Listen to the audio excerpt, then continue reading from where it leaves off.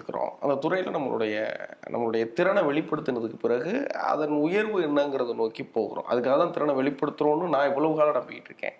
பருத்திவீரன் மாதிரியான ஒரு படைப்பை கொடுத்ததுக்கு பிறகு சூப்பர் ஸ்டார் அவர்களும் உலகநாயகன் அவர்களும் வந்து எங்களை வச்சு இயக்குங்க அமீர் அப்படின்னு சொன்னப்போ அதை தவிர்த்துட்டு வேற ஒரு பாதைக்கு போகிறது இல்லை, அதில் தனது சுதந்திரம் இல்லையோங்கிறதுக்காக வேற ஒன்று போகிறது இருக்குல்ல, அது என்ன மனநிலைனே, அது என்னன்னு என்னால் புரிஞ்சிக்கவே முடியலையே.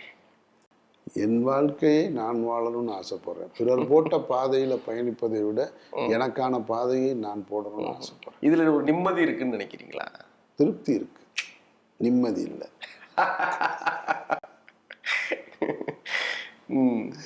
திருப்தி இருக்கு, ஏன்னா இழப்புகள் அதிகமா இருக்கு இல்லையா, ஆனா சாட்டிஸ்ஃபேக்ஷன் இருக்கு.